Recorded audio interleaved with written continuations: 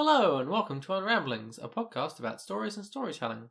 I'm Mark, I have a background in English literature and storytelling. And I'm Charlene, I have a background in social work and psychology. This week we're doing something a little bit different. We are going to be talking about the movie Birds of Prey, which just came out fairly recently. So we're doing it from having watched the film once, and it's sort of more of our initial thoughts on that, and may have a certain review aspect to some degree, I guess. We'll see how it goes. It's going to be new and different. So before we get into it all and get into the spoiler territory, for people who haven't seen the film but aren't sure if they want to or not yet, we did want to just give you our general thoughts without giving anything away. I think it's fair to say that we both enjoyed the movie. Yes, it was a lot of fun. The action sequences are very well executed, very well choreographed. The aesthetics of the movie are great and so much fun, and also the soundtrack is fantastic, and I want to get that soundtrack very soon. It feels very empowering. You can really tell that there was an all-female creative team helming this project, and that really comes through in terms of the way that they're portraying very real aspects of the feminine experience in current society. It's also just a lot of fun. I think the characters are all very well drawn. Mm-hmm. I think it really does bring something that's been a little bit missing from the superhero universe up to this point.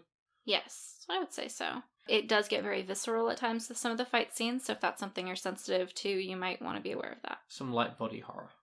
In terms of injuries and things like that. Okay, so going forward from this point, we will be spoiling the plot of Birds of Prey. If we have any other spoiler warnings, and the content warnings that we will have are going to be dropped in right here. Hello! Spoiler warnings are fairly light. It looks like we just have some spoilers for the film Suicide Squad, and I guess a light couple of ones for some DC Comic Universe characters, but fairly light generic things. As far as content warnings, we talk about sexual assault, abuse, trauma, and in some ways body horror, mainly as part of discussing the violence in the film. And I think that's it. Cool. Back to the past. Welcome back. Okay, so the full title of the film is actually Birds of Prey and the Fantabulous Emancipation of one Harley Quinn. It could be argued that the film is more about the Fantabulous Emancipation of one Harley Quinn, and then the Birds of Prey are also there. But, it follows Harley from a point, I guess, a short time after the Suicide Squad, where she and the Joker have broken up. She hasn't handled it terribly well, and it becomes public knowledge that they're not together anymore, so she no longer has the protection from people trying to arrest or kill her that she had before that. So that's the conceit for a lot of fun action sequences. One of the people who wants her dead is Black Mask, or Roman Sionis, who is also incidentally searching for the Bertinelli diamond, which is effectively a MacGuffin for large quantities of money that can easily be held in the palm of your hand. MacGuffin? Yeah, it's a thing that just is there to fill in the role of a thing. Okay. I thought MacGuffin was like a red herring or something. No. Okay. It's just a small diamond-shaped plot device. Okay.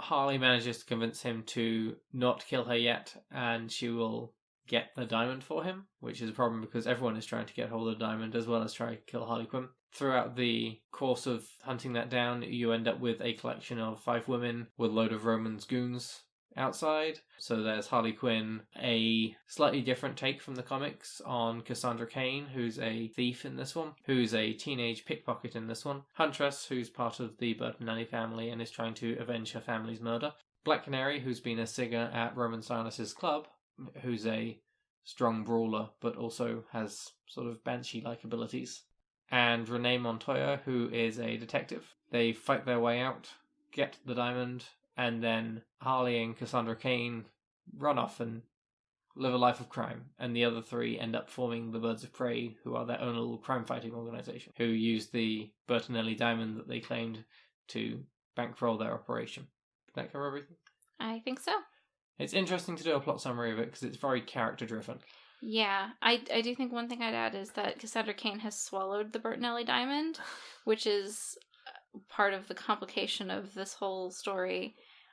So, people are constantly threatening to cut open this teenage girl, and also people are trying to get this teenage girl to poop on command for large segments of this movie. Not large segments, but definitely some segments of this movie, which is funny.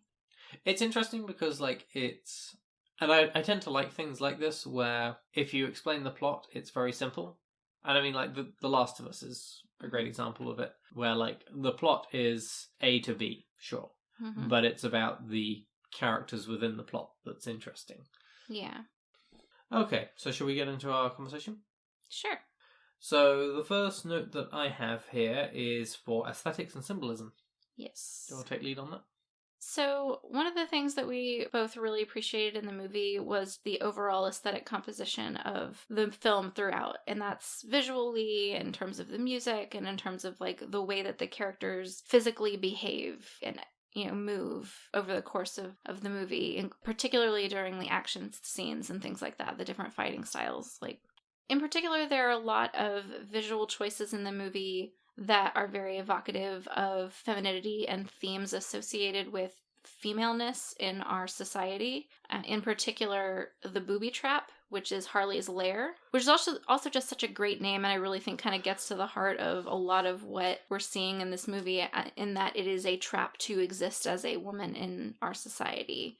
You have no good options in most situations, or at least no unimpeachable options, because there are always things that some people are going to judge you for, or be angry at you for, or think you made the wrong decision. There's the whole Madonna whore dichotomy that we still see play out in our culture so much, where either you are this paragon of virtue and motherhood and not a sexual being in any way, or if you are a sexual being, then in some way that reduces you to only being good for that and being worthless in other spheres, or just a baser creature, which is of course bullshit. There's a lot of just judgment of women no matter what we do, and you see it in so many different situations in our society. And so the booby trap I found really interesting, because literally when you first see it, it is a woman screaming and holding her hands up, and her mouth is open, and she looks like she's trying to ward somebody off, or she is being attacked.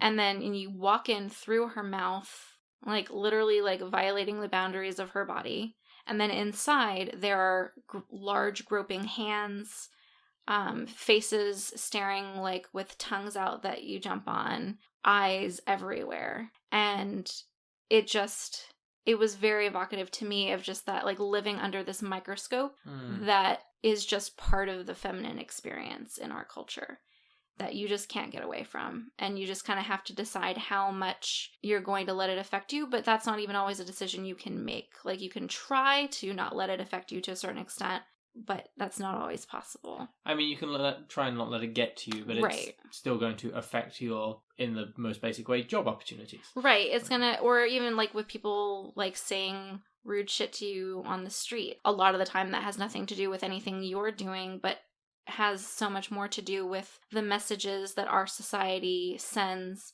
to men in particular about the kinds of spaces women are allowed to occupy, and what is and isn't appropriate to do. There are a lot of messages that men receive in our society that lead to a lot of men feeling very entitled to comment on a woman's appearance. For example, tell her to smile, as though her presence in a public space in some way obligates her to be pleasing to other people, and men in particular. So here in this movie, in this battle scene, you have Harley Quinn and 4 other strong female characters who all have their own motivations for being in this situation, literally defending themselves from a horde of men who are trying to violate one of their bodies to get something they want. Despite the fact that none of them ever wanted to be entangled in any of that. Cassandra Cain didn't want to be...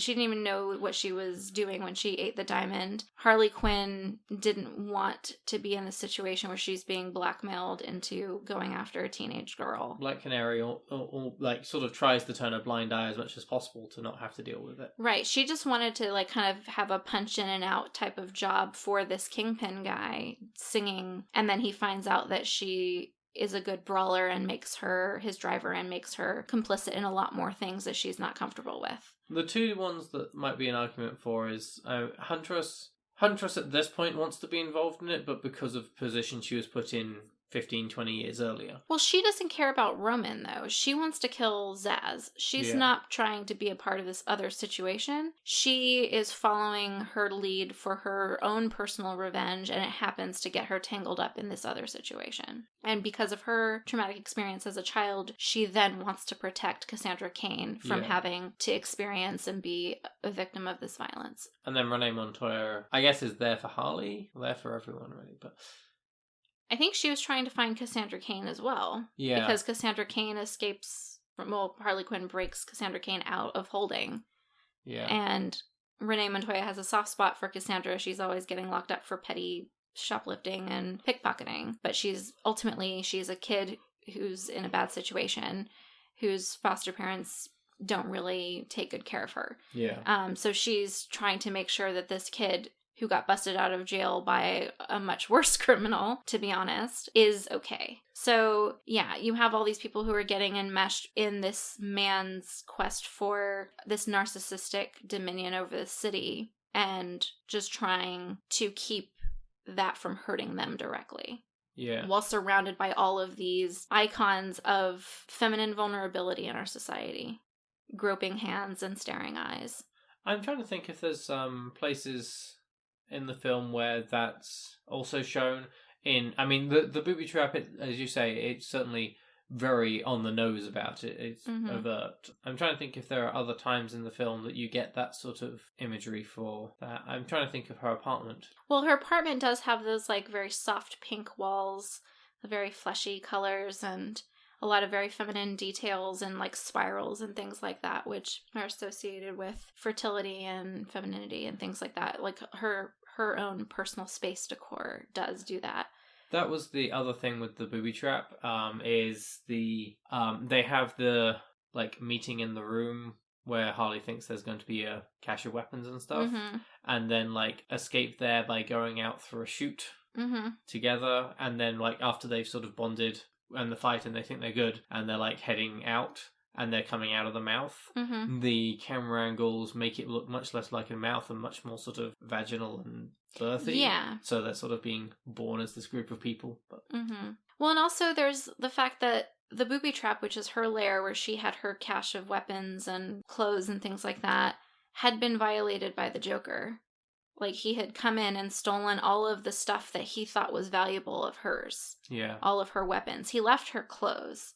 He didn't have any use for them. But he took what he wanted and he left. Yeah. Even though that was her space. Yeah. So you see what I'm talking about when I say, like, there's all of this imagery in the booby trap of, like, why it can be really shitty to be a woman, and just the ideas that women are constantly hit by of you exist for other people and your boundaries don't matter. Yeah.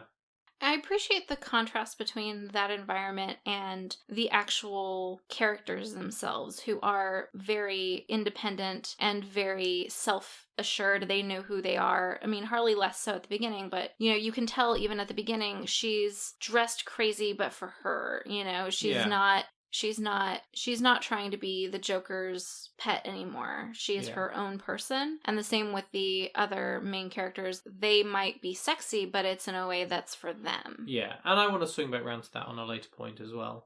I think that there's, like, hints and nods throughout that speak towards what you're talking about there with booby trap, and then that's sort of a culmination of a lot of it. I think sort of on the other end of the spectrum, you have the way that a lot of the men are portrayed in the film. It's most over with Roman's stuff. There's a lot of, but I mean, I think it applies to every male figure in the film, that they get tied with ideas of capitalism and colonialism. There's a very uncomfortable scene where Roman is showing Black Canary all of his, like, trinkets and stuff, and it's like shrunken heads and all this, and he's, like, telling them about how he got them from these places, and, like, it's at best it's very appropriative, but really it's just flat out, like, colonial, like, these are my interests sort of thing. And really his interests boil down to taking things that aren't his. Yeah, and then having a garish statue of himself made, which I don't think gets destroyed in the film, and I think that that's a mistake. I think that they really could have hit a good note on that somewhere, but... There may not have been a good opportunity to go back to his place where that statue was at a point that would be appropriate for it to get messed up. And just have him bring it with him to the final fight. The ultimate narcissistic show. I mean, he is super narcissistic. Well, it's that entitlement that I was talking about before, where he seems to genuinely believe that if he can claim it, if he is capable of doing that, it belongs to him and it was always his. It's this like manifest destiny perspective, but of the whole everything of people. Specifically, he talks about people as being his. Yeah. And it, like, about Harley Quinn specifically, that if she's not the Joker's, then she's his. Yeah. And it's disgusting, really. But it's all very tied up in that colonialist perspective of, if I can claim it, it was always mine. Yeah. It's mine for the taking. And like the assumption that people should listen to him and give him things. He's trying to get like I think the people who like run the crime around the docks be part of his organization, and they're like, no thank you. He's like, no really, like you should, and they say no, and he just kills them. Well, he doesn't just kill them, it's a whole thing, but he's so offended. Yes, yeah, he puts so much stock in that. Stock, because capitalism. No? Okay. But the imagery for that runs throughout as well. There's the drive of money is shown as being a powerful force for the men in it all the time.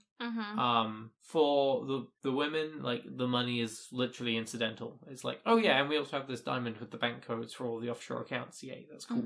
But really it's about getting it to stop men attacking you, or getting it to just stop other people getting it. Well, I mean, if you think about the things that the women in the movie actually value, and I mean, there's not a lot that they explicitly value, but Harley Quinn explicitly values her hyena and a really good egg and cheese sandwich.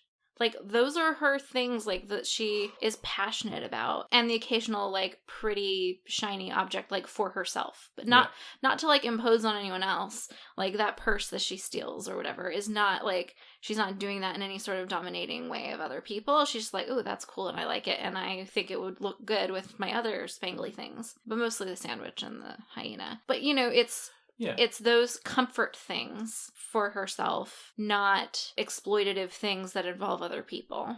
Right. And I mean, I think that's one of the interesting things, is that it is set up as this sort of dichotomy. Because you have these male characters who, like, I mean, there's the guy whose takeout place she lives above, who, like, she refers to as being, like, the one good one. And even he, like, sells her out because someone offered him enough money. Whereas you have the scene when she goes shopping and Cassandra Cain is like, oh, well, you must be doing okay for yourself because you're shopping in this bougie-ass store. And she's like, oh, no. I'm not shopping here. I'm robbing this store. Paying is for suckers or something like that. Right. What was it? Paying is for somebody who's stupid, essentially, but I can't remember the exact word she uses. It was very wordy in the film with all that. I think it was, it's like paying is for suckers or dum-dums or something like that. Yeah. Which you could argue is just crime, but still it's that eschewing the notions of capitalism. And like, Huntress had a fortune. She doesn't care about getting her fortune back. She cares about the fact that someone killed her entire family. Right. So you get that push between the male and female and the capitalist, and not so much. But also it's interesting that those representations sort of extend to everyone. I don't think that there's a male character in the film that's not an asshat. Well, there's Sal, who makes the bacon, egg, and cheese sandwich, or the egg and cheese sandwich, or whatever is on there. Okay. What meat was on it? What's her I meat think it on was it? bacon. Yeah. Although he does use cheese slices that are way out of date, so maybe that's. But she says that might be why they're so good. Yeah. It's a special tang, I guess. Okay, fair enough. He is the one character that's not developed enough. But she's also the person she only relies on for, like, a small thing. Like, you have one job. Like, it's and not... she pays for most of that. Yeah. And Not promises to pay for the rest of it. Yeah. But there's... And I want to talk about this scene again in a bit, so we can get into it more then. But there's the scene where Roman gets upset that a woman is laughing when he's in a bad mood, and has her, like, climb up on the table and dance, and then has her companion cut the dress off. And... yeah, that's a deeply uncomfortable scene. You can sit there and try and make the argument of the companion, like, didn't have a choice, like, what might happen to him if he said no. Mm-hmm. But even if you allow that for that as an excuse, he still becomes complicit in the male shitty treatment of women that's going on. He is also a victim there, but yeah, I do see what you mean. And the film doesn't really, like, shows that he feels awkward and is unwilling about it, Mm-hmm. but it doesn't really try and make any apologies for him. Which I think does seem to be a symbolic statement of how men benefit from patriarchy, even if they don't want to be benefiting from it. Yeah, want to elaborate more on that? Sure. The fact that there are still really sexist and small-minded men who have these very limited ideas of, like, a woman's role and capacity and things like that sets the bar really low for men in general. It's like, if you're not a sexist asshole, you're automatically benefiting from the shitty bar of everyone else. There are so many people who make apologies for abusive behavior if it's not physically abusive, or even if it is physically abusive in our society. And so, like, it gets to the point of, like, there are people who are, if they're unhappy in a relationship, but the person that they're with is a good provider or something, there are people in their lives because of these views who will be like, well, he doesn't hit you, does he? Or something, you know? Yeah. And so if you are not, you know what I mean? It sets the bar on the floor, and it's that benefits other men, even if they're not doing anything actively. Plus, of course, there's all the positive effects of being male in this world, in terms of your applications getting considered more thoughtfully. Like, you're more likely to get called about jobs, more likely to get interviewed, more likely to get hired, more likely to get offered higher salaries and raises. You tend to have to prove your merit less rigorously for promotions and raises and things like that. You are taught a lot of things like negotiating that women are discouraged from trying to do, let alone taught. People don't go around telling men to smile when they're in public areas. There's just so many benefits that a man passively reaps in the world. Yeah. I think one of the things that I really appreciated about this film is that it does set up that world of shitty male supremacy where they have the power. And then, because this is a film that is giving itself 5 female protagonists, has the room to explore different responses to that. You have 5 strong female leads there, and so often you see one female lead, if any, mm-hmm. and it's, assuming it isn't some weird wish fulfillment on the part of a male writer, it ends up either being only one perspective or being several perspectives tried to roll into one, because otherwise you'd have to have 2 women or 3 men. It's a lot of hassle. Mm-hmm. So I thought it was interesting and really good the way that they managed to provide sort of different aspects of that way of surviving within that world. Mm-hmm. I do think that's interesting, especially when you think about Harley Quinn, because in her character you see 2 different strategies for surviving, in that for a long time she found a powerful man to take care of her, basically, and to help, and in a sort of complementarian sort of a way. He took a lot of credit for her ideas, and, like, she later realizes and resents that that's the case, but she felt empowered by the knowledge that she was untouchable because she'd attached herself to someone everyone else was afraid to cross. Yeah. And that is one strategy. That good provider I mentioned before. Like, you find someone who can take care of you, and then you live your life how you want because all your needs are handled. And that's a strategy. And it's a strategy that I'm sure that some people who are not women also take, but it's one that women are still often encouraged to do. It's you find a good man, or, you know, you find someone who can take care of you. That is a thing a lot of parents want for their daughters, even now that our society has shifted more to expect everyone to work.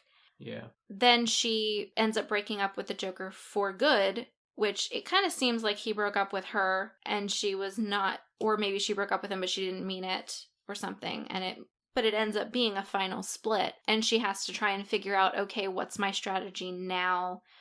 Especially since I kind of abused the situation I was in before, where I was so protected that I didn't have any thought to what would happen if I didn't have that protection. Yeah.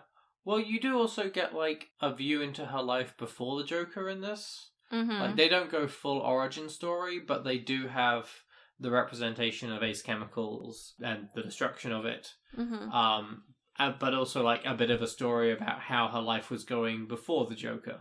Right. And that she was sort of bouncing around. Like she was on her own and she wasn't necessarily happy, but she was surviving. Yeah, and you do get the sense that she didn't really have fulfilling relationships as such prior to the Joker, and like had a few heartbreaks before meeting him. Yeah. And she seemed to have been trying to get a lot of fulfillment externally by chasing accolades, basically. You know, she got really good grades and she went to medical school and she became a psychiatrist. So she's basically trying to follow the path society has said will lead you to be happy and successful. You do good in school and you get a high-paying, successful, respected career. She tried that. She clearly wasn't terribly fulfilled by that because you can't not be a fulfilled and happy, stable person and also fall for the Joker. Like those are incompatible things. There's something missing in your life if you're falling for the Joker. I'm gonna make that hot take right there. But so she ends up being seduced by this idea of this existence where she doesn't have to worry about the rules of society because being with him makes her above all of that. Yeah. Black Canary just tries to keep her head down. That's her strategy. Well, she's seen her mother die, but when she was trying to stick her neck out and trying to buck trends. Mm-hmm. So trying to stand up for what she believed in, etc. So she's taken that lesson and internalized it to, I just need to stay out of trouble. If it means working for Roman Sionis, that's fine. Mm-hmm. It's a paycheck. Yeah. I think Renee Montoya is an interesting one. Because she's similarly sort of become... I guess she's cynical of the system and knows that she's going to get screwed over. Mm-hmm. But keeps trying. Because she's had that position where her male partner has been given all the... or at least taken all the credit for something and got the promotion. At the end of the film, that happens again. Mm-hmm. And she gets kind of sidelined. For no good reason that we're given in the film. Mm-hmm. Like, then there's not an explicit, like, oh, she wasn't liked in the department, or he was better with words or something. It's just like, he took all the credit, and we're just left to go, because he was the dude. Yeah. And potentially also because she's lesbian. There may also be some discrimination there. It's not made a whole lot of in the film, and I honestly missed it at first. For some reason, I thought that she had been dating her partner, who ended up taking the credit, and that her boss, who was her partner, was also her ex. But apparently that line was actually saying that the ADA, the assistant district attorney, who is a woman, is her ex. And, of course, but Mark caught that. But it might also have been because of bias with that, anti-LGBT bias. Yeah. There's Cassandra Cain. Mm-hmm. Do you want to talk about her at all? Well, she's trying to figure out her strategy. Yeah, well... She's a teenager, and she has no support, no meaningful support in the world. So she's trying to figure out, how can I survive by myself? And that's why she sort of gravitates to Harley, because she sees Harley when Harley's independent of the Joker, and thinks, oh, this is a woman who is being able to take care of herself with a life of crime, which is sort of the direction I'm going as a pickpocket. Maybe she can give me some tips on how to, make a name for myself and do this on my own terms in the criminal way I want. But she's figuring it out. She's a kid. She's got the, life's not going to give me anything, so I'll take it. Yes, very much so. And that seems to also be what Harley Quinn has learned from the Joker. She seems to be trying to forge her own path, but one of the biggest influences in her life recently in terms of how you get by has the main person she's been watching survive in this world and do well for themselves in this world has been the Joker, because she's been his subordinate. So she is continuing on with that, being a life of crime. It's not like she's gone, dyed her hair back a regular color, and changed her name and moved to another city and gotten a job as a psychiatrist. Or not even changed her name, but just gone somewhere else to practice as a psychiatrist with normal hair and people who maybe won't look too closely at her background check. People get jobs under shady circumstances all the time. Well, I mean, she does, it is kind of mentioned that, the chemicals have had a permanent effect to some degree. And on her mind? And I think on her skin. Well, definitely on her skin, yeah. And also there's a decent number of tattoos, including a couple of face tattoos there. Well, I mean, there's things you can do about that these days. But anyway. That's fair. Face tattoos would make things hard. She could be a life coach. She did put on her business card life coach, so yeah, I mean, in some ways she put quite a lot of things on her business card. She did card. put quite a lot of things. But yeah, she's trying to figure it out, and so is Cassandra Cain. Yeah. That makes sense. And then there's Huntress, who I find really interesting as a character. She has this... She's kind of got the, like, oh, I was raised by 5 brothers kind of, like, feminine mentality of, like... I'm not like other girls. No, sorry. That's a little unfair, but... It is kind of what it is. But, like, she's also very socially awkward. Yeah. In a way that you don't tend to see in things that aren't, like, teen romance things. But... I'm going to go on a hot take and say that I could name a few women in their 30s who are socially awkward, who might actually enjoy having someone they can look at and go, oh, they're badass, and they don't have a clue how to talk to people. Yes. They probably also live in fear of conversations. Yeah. I mean, I think conversations would go much smoother for me if I could occasionally shoot people in the neck with a crossbow. But yeah, but not if you had to start every one of them with "they call me," which is actually a good point in terms of the whole, like, being a woman in a man's world and just, like, trying to assert the way you want to be seen against the way other people keep trying to decide who you are. Like, and that is something I really like about Huntress. Like, I feel so bad for her because, like, she has this idea of who she is and who she wants to be, the face she wants to present to the world. But because she isn't in a position where she can explicitly tell people what to call her because, you know, what she's doing is illegal because she's assassinating people, other people are trying to define her for her. And she's having to push against it. It's a good thing that she found some friends, because otherwise she was probably a couple of murders away from, like, scrawling her name on a wall in some blood. Yeah, they call me Huntress! No, which... they don't. Poor thing. You just want them to. They will do. I mean, you can say, you can call me Huntress, or just call me Huntress, like, make it an imperative, but she has no social skills, and so she's, like, trying to sort of sidle into it, like, other people have said this, and that validates the stance. Yes. Trust me. Other people say this. It's unfortunately a Trump move, but... Yeah. It is unfortunately, but I think it does come from a lack of confidence and, like, trying to get other people to think more people are already behind an idea than are. And I think that does fundamentally come from her not feeling like she has the grounding to assert herself in that way. I think that a lot of it comes down to who you are as a person if you've been raised by 2 Sicilian assassins. Maybe. Yeah, that's fair.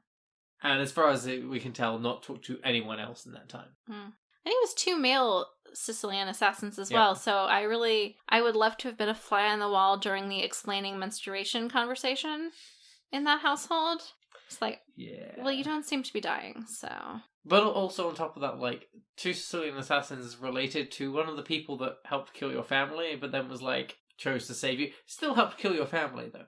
Anyway. A lot of baggage there. That one's interesting because Cassandra Cain's backstory in the graphic novels is that she's raised as an assassin by her assassin parents, but her parents are insane, and to make her a better assassin, deprive her of speech and human contact. So she grows up surprisingly socially awkward. So there's sort of a bit of a parallel there with what they do for Huntress's story. Yeah. There's also, in terms of, like, strategies for surviving and existing, another one of Huntress's strategies, I think, in terms of how she can be okay with who she is by taking care of other people and, like, protecting other people from experiencing the same thing that she did. Because during the whole fight in the booby trap, when they're trying to protect Cassandra from Roman's goons, she makes persistent effort to not just shield Cassandra Cain from physical harm, but to try and do things that she can to lessen the traumatic nature of the experience, like trying to find places for her to hide where she doesn't have to see the battle happening, and giving her something else to focus on, like giving her the toy car that she herself had in her hands when her family was massacred around her. Yeah. So she says explicitly, like, you shouldn't have to see this. Yeah. So she does seem to have taken on this idea that you should also try and keep other people from having to experience the same traumatic events that you have. Yeah. And I think it's sort of the crux of what it comes down to with the sort of a message on this is the shift that you see throughout the film is that the 5 protagonists are very much separate at the start of the film. None of them have any strong connection to any of the other ones, and are either not working together or in some cases actively trying to tear each other down. Mm-hmm. I mean, that might be a liberal reading of Renee Montoya trying to arrest Harley Quinn for, crime. Mm-hmm. But it's the building together to the point where it's like, let's work together against the... Patriarchy. Sure, I was searching for another word, but that one works best. Rather than tearing ourselves down. Right. That's interesting because you do see, before they all come together for the conflict at the end, you get points where 2 of them are brought together by what I would say are fairly, not necessarily universal, but very well understood obligations women seem to feel toward one another in a lot of ways. There's Renee Montoya being somewhat like maternal and kind of checking on and, lovingly busting the chops of Cassandra Cain at the police station. And there's very much this like older woman, younger teenager dynamic of like, I'm trying to look out for you and I don't want you to go the wrong way. And Cassandra Cain seeing and understanding that for what it is. I know I'm still breaking the law and you're a police officer, but also you have my best interests at heart type of a thing. Yeah. But also Black Canary saving Harley Quinn from probably getting roofied, it looks like, or taken advantage of when she's drunk and keeping her from getting absconded with after she's been drinking. And she's like doing this knowing Harley Quinn is kind of an asshole and has hurt a lot of people, but it's this idea of like, no one deserves that. No one deserves to be taken advantage of and violated in that way, even if you are a criminal and an asshole and a person who's hurt a lot of people, killed a lot of people. Yeah. And I couldn't live with myself if I knowingly let another woman experience that. And you similarly have Harley and Cassandra doing their bonding, which is a little weird because it's actually starting out with Harley Quinn trying to take Cassandra because she wants the diamond for Roman, but also just sort of she's a kid, feeding her and things like that. And of course there's the great hair tie moment, but that's actually during the fight. Yeah. But so you see smaller things like that initially bring these characters together in these littler moments. Yeah. But those moments ultimately lead to like other moments of solidarity when they are together that are explicitly call-outs to at least the feminine audience of these are things that these are things that most women will do for one another, like lending a hair tie. Yeah. Or clothes and things like that.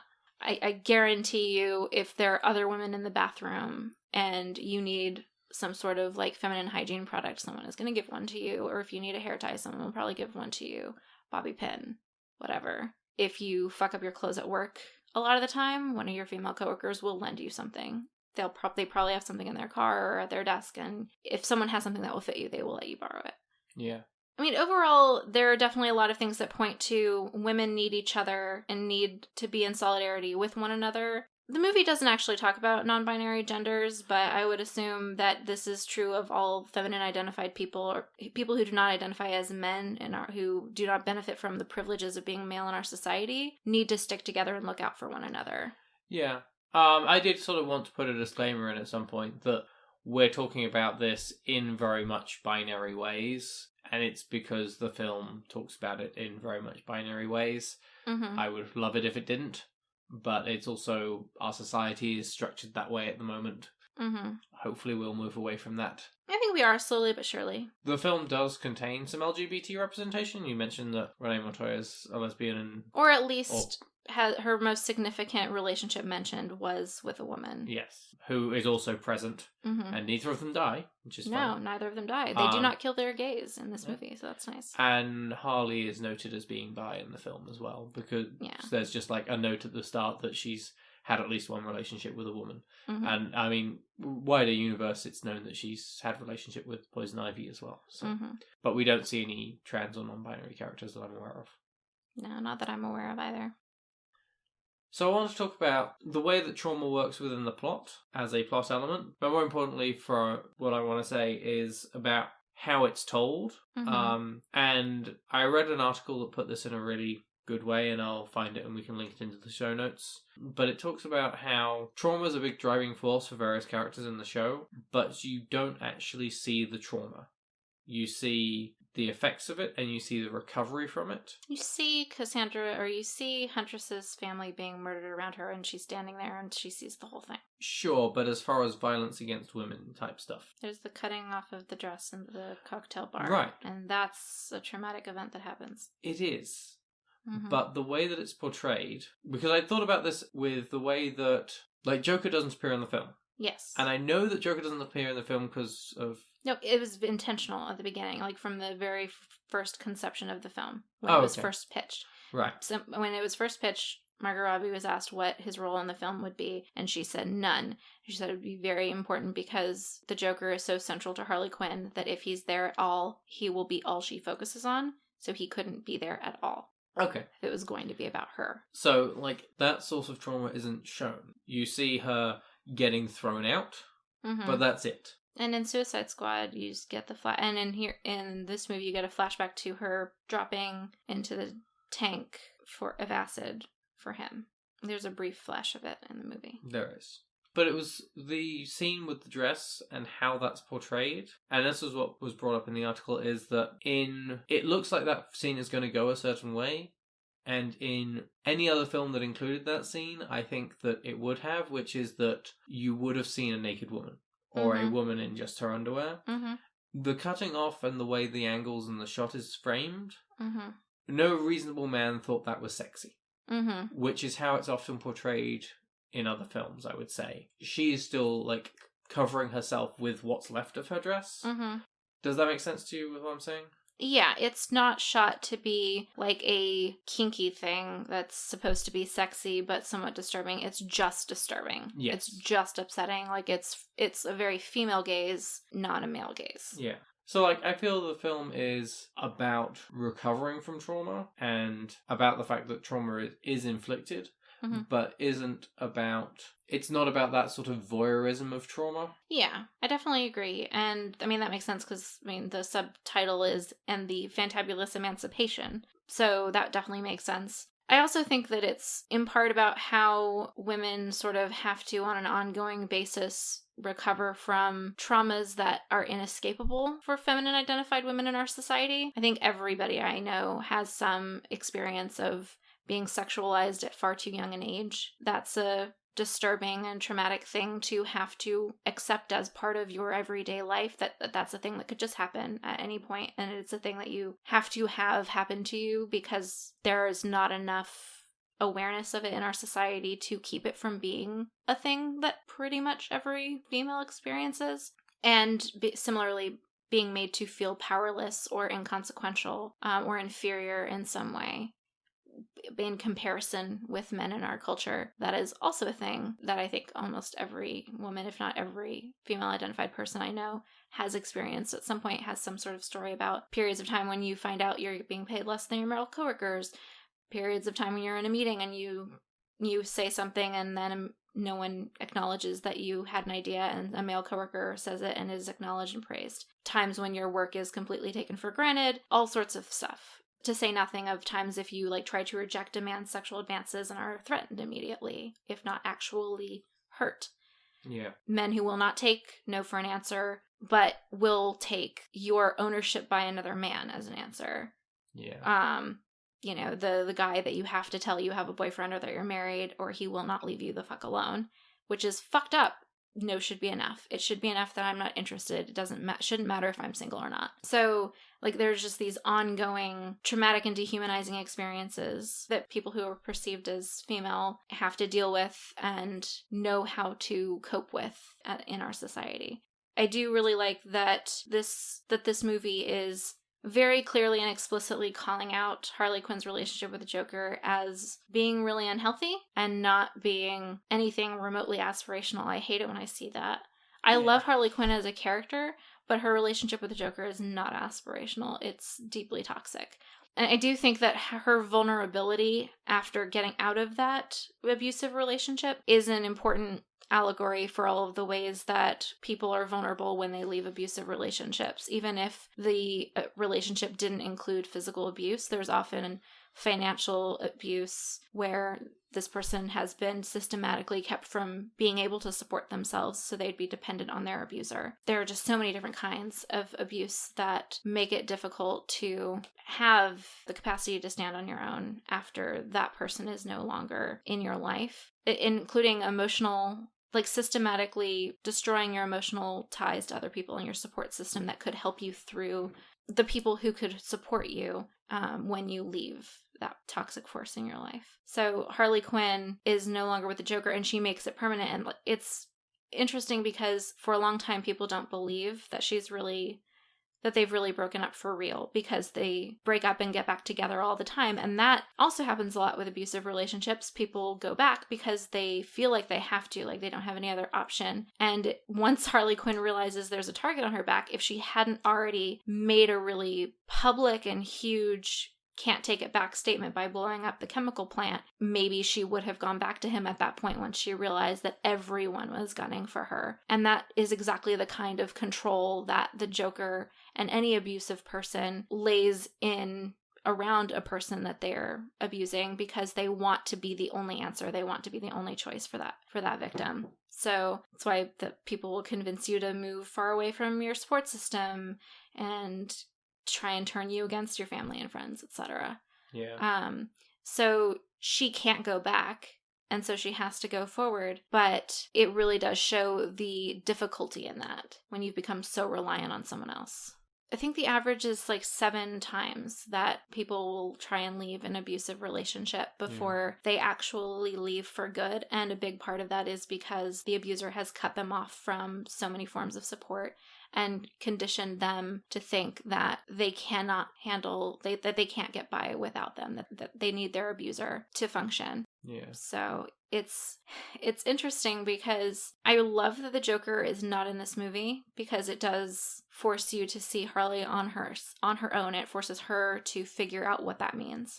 But I also, just knowing how those kinds of dynamics play out, wonder if any thought had been given to his reaction to her, like, blowing up the chemical plant and everyone gunning for her. Like, if he's there being like, she'll come running back any minute now. Because it's what I would expect of someone like that. Yeah.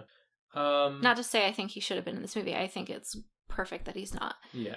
I also think that the movie does a good job of showing that just because you've broken up with someone for good and you know that they were bad for you, doesn't mean that all of the positive memories and feelings that you had for that person go away. Harley Quinn does keep some stuff from her life with the Joker for sentimental reasons. Like, she doesn't want to forget that was ever a part of her life, but she is trying to move forward into a new chapter of her life. And I also love that they have seeded the movie and her parts in particular with these glimpses into what she must have been like as a psychiatrist, and acknowledgement in things that she says that is part of who she is and that is part of her history. Like, she says to Huntress, after she has killed Zaz, the very last of the people that she needed to kill to avenge her family, Harley Quinn says something along the lines of, revenge often doesn't bring the catharsis that we hope it will. I'm paraphrasing. I'm sure it's not those exact words. But what she is saying, and I think she's right, is that Huntress has put off dealing with the emotional fallout and trauma of the massacre that she was in the middle of by compartmentalizing to this series of tasks that she could control. She could become an amazing assassin. She had the tools, she had the resources and tools and guidance to do that. And she could focus single-mindedly on a list of people to eliminate. And, that could be, feel like she's making progress on dealing with this horrible, horrible traumatic event. But she isn't actually dealing with what happened as far as herself. She's postponing dealing with that emotionally. Yeah. And so Harley Quinn is basically saying, yeah, you got through your list of things you thought would make you feel better, but it's probably not going to lift the weight that you're feeling in the way that you want. It is nice to have that nod to that, and I don't know, I feel like they often work to forget how smart Harley Quinn is. She is zany, but she's not an idiot. Yeah. She doesn't always think things through. But... Right. She's manic and impulsive. Yeah. And a part of that might be underlying and part of why she was susceptible to the Joker in the first place, but part of it might be the chemical bath, messing with her brain. Yeah. But it didn't make her stupid, you're right. So I think the other storytelling thing I want to talk about is, I guess, how the story is actually told. I thought it was a fascinating choice to have Harley Quinn work as a narrator for a lot of the story and actually sort of be the storyteller. She definitely is the narrator throughout. It's all told from her perspective, and she rewinds the action to tell you different parts because she's trying to fill in what she found out later about what happened before people showed up in her part of what happened, if that makes sense. Yeah, it's the broken chronology.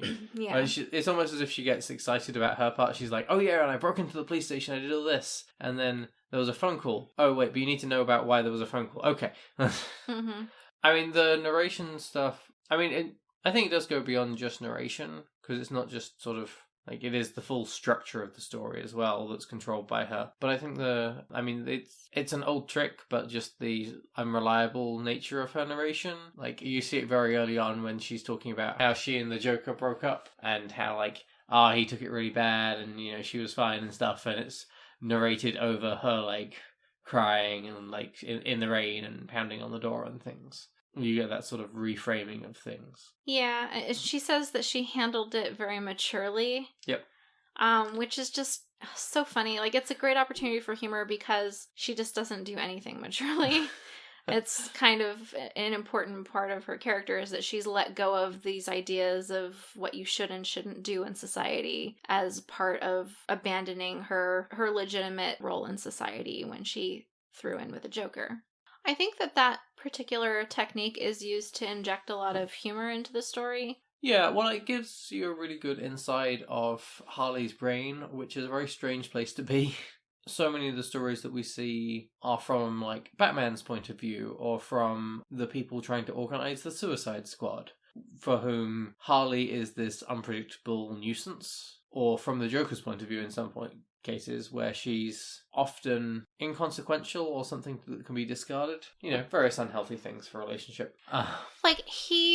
He's delighted by the signs of her reflecting him, basically. Yeah. And when she doesn't, or when it's expedient for him, he discards her. He gets mad when she's doing stuff on her own for her own reasons that don't have anything to do with him, because that's evidence of her having her own mind and her own will and not reflecting him. Yeah. I also wonder to what extent you could make an argument for some of the other scenes being somewhat misrepresented, I guess. The scene in the police station with all of the artful smoke and glitter everywhere that results in her walking through this perfect background of pink and blue on either side and glitter in the middle. Whether that's the visual in her mind of what that must have looked like and the coolest way it could look. I can see your point of view. I think for integrity of storytelling, that can't be the case because they do show a discrepancy between what Harley is saying and what's actually happened with the breakup with Joker. Right. So, if they'd done her sort of bumbling and getting kind of lucky through the police station, mm-hmm. but her narration was it was awesome, it was really smooth, and they did a great job, then I think that would be a good situation for that. But as they establish at the beginning that what is being said is Harley's point of view and what we're showing you is what actually happened, mm-hmm. I don't think it quite works for that. Yeah, and I agree with you. I just wonder about it because it's a little too perfect. Yeah. But it is really cool. It's a great scene. The choreography let Harley be badass. Yeah, the choreography is great. There's also, part of her narrating includes her editorializing, which you were saying, that narration style of it all being from her perspective and the timeline in which she seems to be remembering or injecting details as she finds them relevant to the story also includes her commentary and opinions and judgments on other people and why, in her evaluation of for example, why different people are trying to kill her.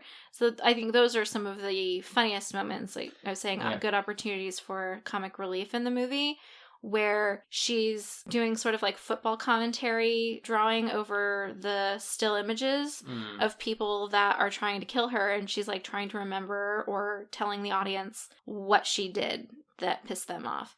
And in some of them, they're kind of throwaway gags or like things you already knew, but so it's funny because you already knew it. Like when it's you see her get the hyena and the guy is like creepily hitting on her, and so she apparently lets the hyena eat him.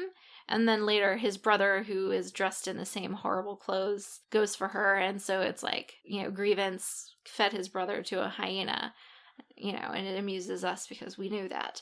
But then there's other ones like with Roman, where she goes and she gives like a laundry list of reasons that he might be mad at her, but they include character assessments that make a lot of sense coming from her as a psychiatrist, like essentially that he's a misogynist and that it wouldn't actually have mattered if she had done anything to him. He was going to be against her already just because she was a woman. Yeah. Gives some interesting perspectives when you have a character like that is not entirely hinged. Yeah.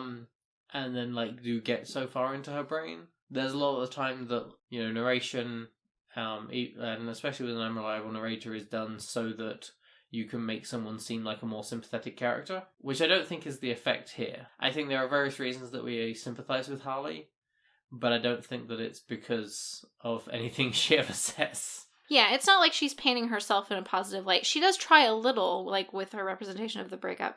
But for the most part, she's not trying to obscure her flaws or her transgressions. Like, she's pretty clear, like, oh yeah, no, I seriously injured those people. I killed this person. I fucked this person over in this way. There's a light element of they had it coming. She seems to think that the decision she made that pissed them off was justified. It, seemed reasonable at the time. Reasonable, heavily air quoted there. But yeah, she doesn't seem remorseful, certainly. And so I don't think it's her trying to get the audience's sympathy of like, it's so unfair. This guy wants to kill me because I fed his brother to my hyena. Like, no, she's not trying to get sympathy for that. But when she did feed his brother to the hyena, it does show that he was creepily hitting on her, which does engender at least a little bit of sympathy, at least in this audience member. I mean, I do think it's a disproportionate response, but yeah.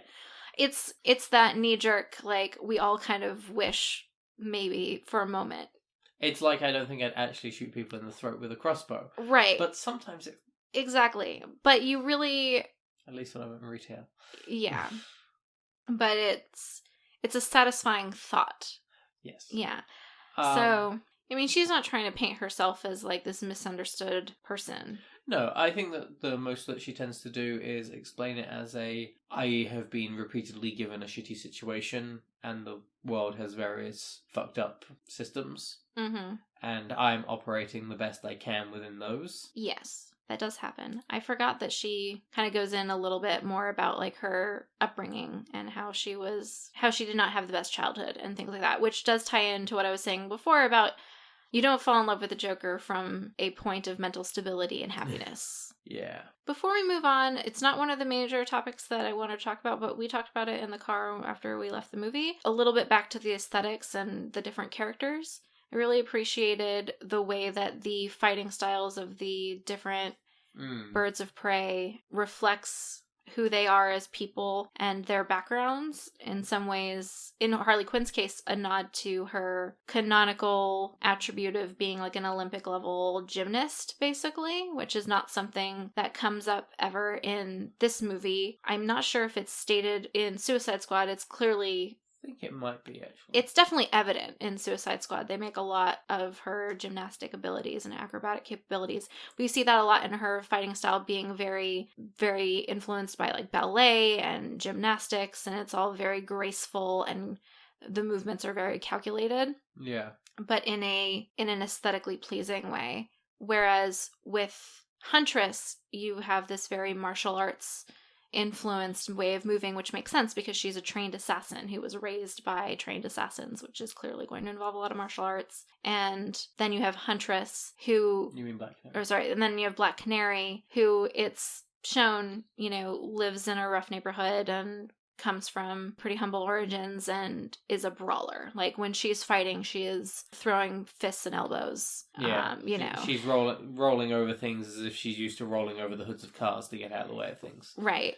And then Cassandra Cain, who's mostly staying out of the way because she's a pickpocket. This is not the type of crime she's into, she's mostly trying to hide and make herself unnoticed, which makes sense. And then Renee Montoya, who is taking this very institutional style that like police are taught of, like using cover, protecting the innocent in the situation. She's constantly trying to make sure she knows where Cassandra Cain is, that Cassandra Cain is in cover. She's using cover, she's using her gun, she's wearing a bulletproof vest. So secretly wearing bulletproof bustier. It's not so secret because Harley Quinn does suggest that she wear it when they're...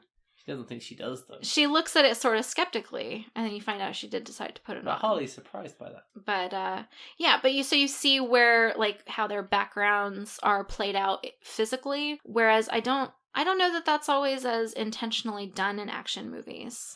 Yeah, I mean, I think that fight scene at the end does require us to take a moment to just appreciate how well done it is. I mean, throughout, the choreography is great, but in that scene in particular, it's amazing.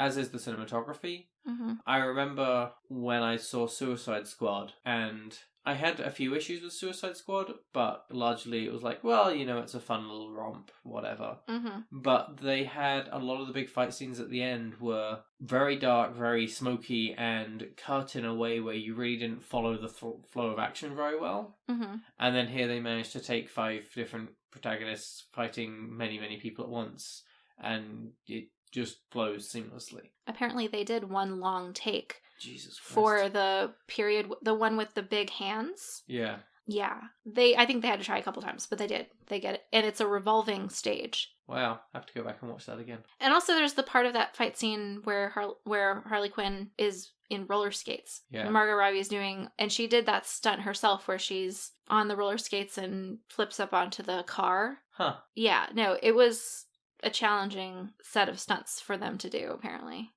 But really cool. Yeah. Paid off. Speaking of a fun romp, though, while we were talking before about the characterization and like Harley Quinn as a narrator, and you were saying about getting into her head, one of the things I appreciated the most about the characterization, aside from them inserting that background as a psychiatrist, was also just the joy that she finds in every situation. Even if it's, I'm going down this slide with the other people to escape this horde of men coming to literally cut one of us open. She's going, whee, down the slide and enjoying every moment of it. The point where she's busting cops in the police station to try and get to Cassandra Cain, she is clearly having so much fun. Like, she's smiling, sticking her tongue between her teeth and grinning at the camera and around, and like walking through clouds of smoke and glitter, like triumphantly and joyously. She's in a police chase and she's stopping to grab a purse. She just refuses to let any moment of enjoyment pass up, no matter what else is going on around her. And I think there's something really beautiful in that. Yeah. I mean, it might also be indicative of not having a great past and needing to grab those moments of joy, but... Sure, but I think that's also part of a survival strategy of like, I'm going to take the joy where it comes. Even if it doesn't seem like the best time, I don't know when the best time is going to be, so I'm going to enjoy whatever might be enjoyable right now. It makes sense that she's so pissed about that sandwich. One of her great joys. So I think that's most of the topics that we wanted to talk about. But I think the big question here is, what is it that this film is able to do that a film like Suicide Squad wasn't able to? And why?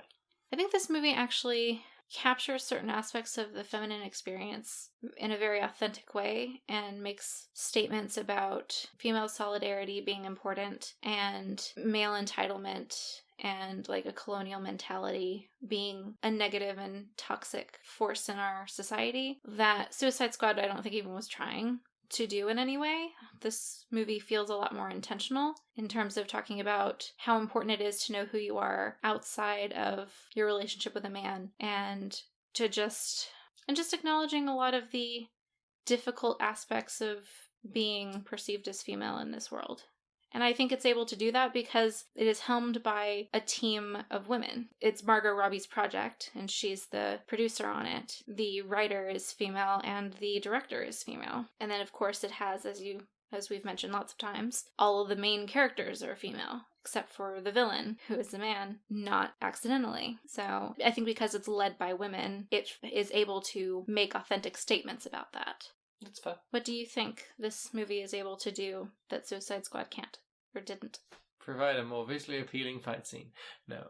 You're not wrong. The fight scenes in this movie are beautiful. They're gorgeously choreographed and visually engaging, not just for the fight, but for the scenario or like scenes that they happen in are really compelling and interesting. I mean, to provide a less flippant response, I mean, I agree with you. I think that's a big part of it.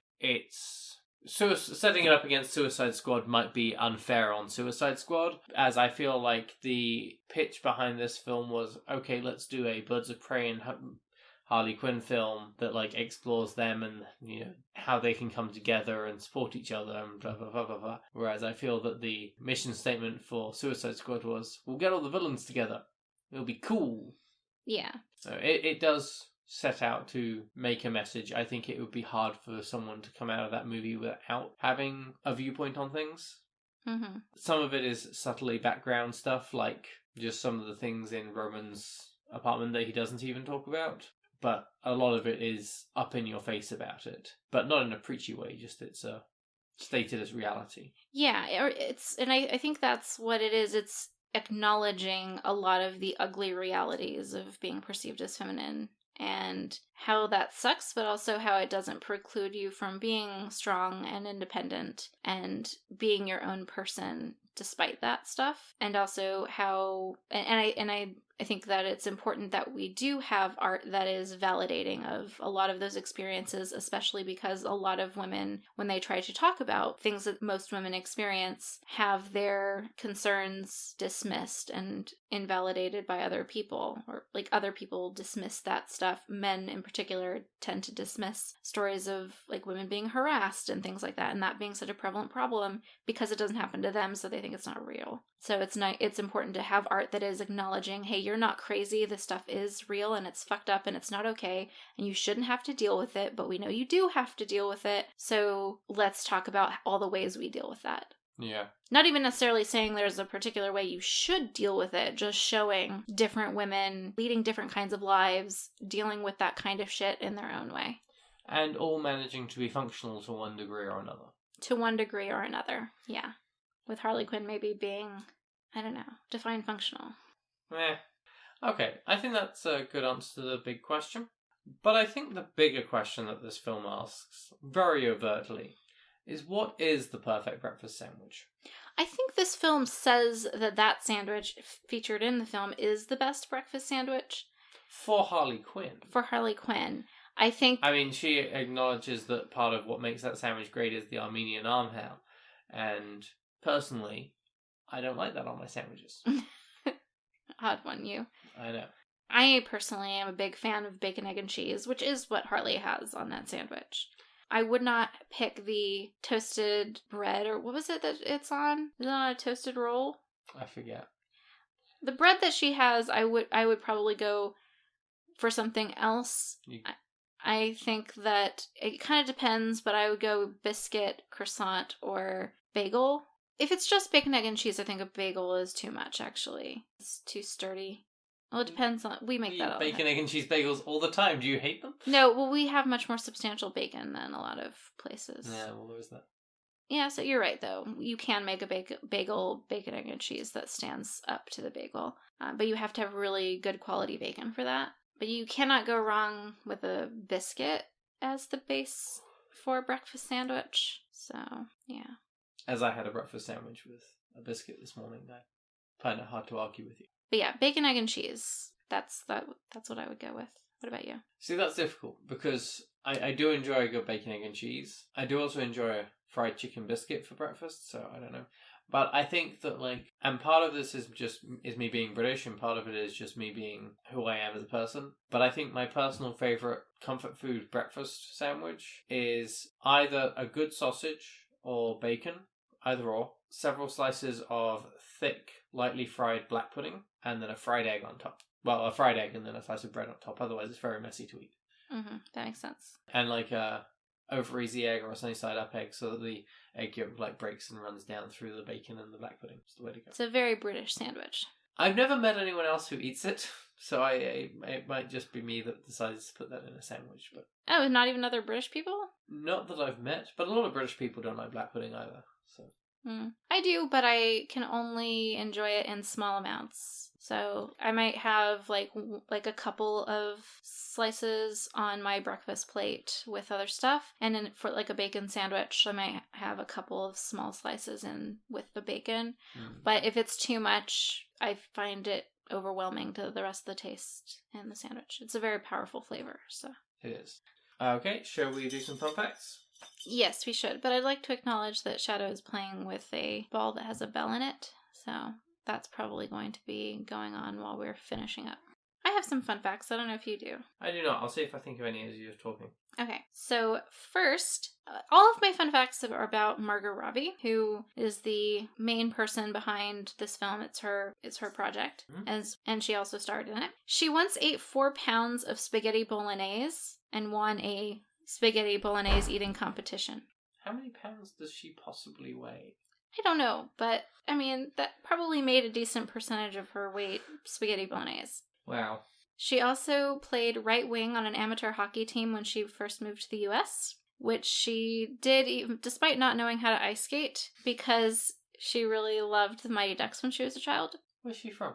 Australia. Ah. Most of these fun facts come from having watched her on Hot Ones, so we can link that video in the show notes because she did that recently as part of promoting Birds of Prey. And they always bring up random weird old shit from people's social media and careers on that particular web series. She also bought a tattoo gun on eBay one time.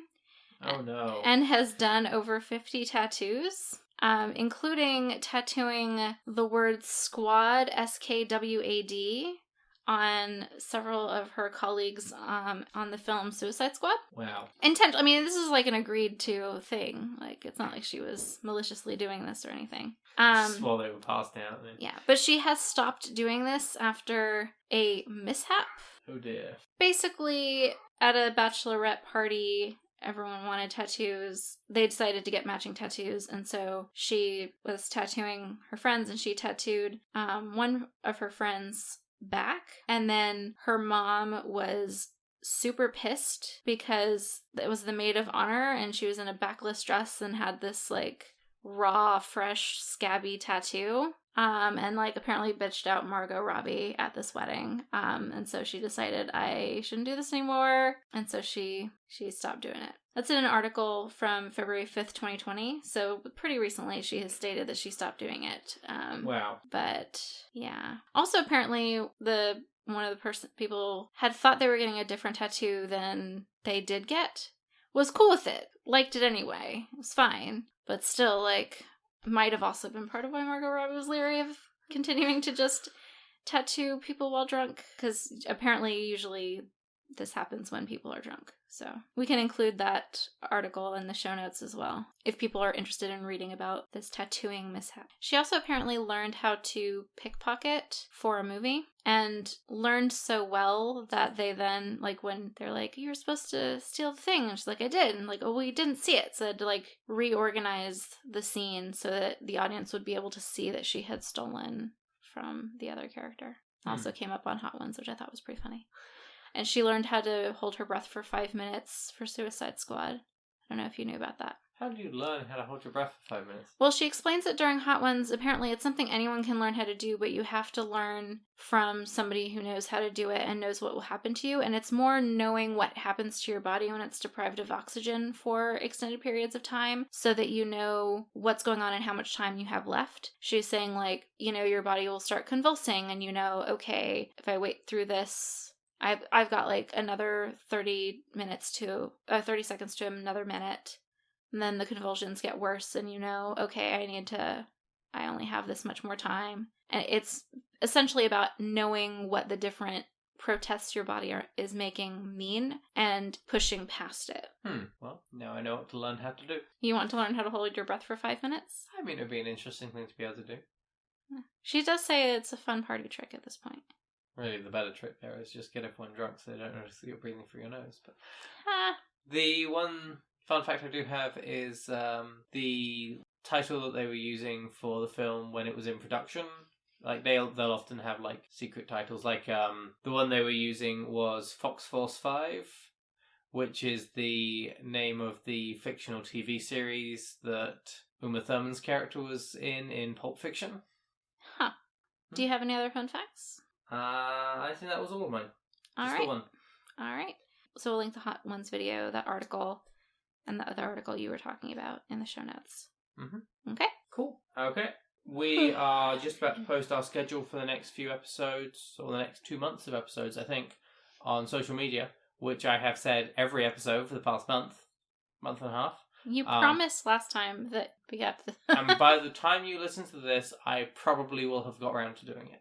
So you can find that list on our social media, on Facebook and Instagram at Unramblings, on Twitter at UnramblingsPod. If you have any feedback or thoughts on the show, you can either leave a review somewhere, or you can email us, which you can also email us with suggestions and comments and pet care routines at unramblingspodcast@gmail.com.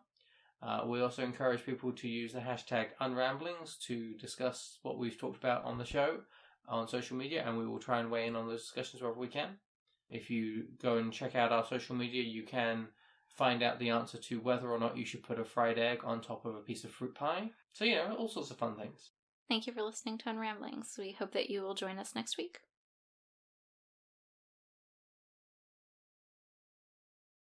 Spaghetti Bolognese eating competition.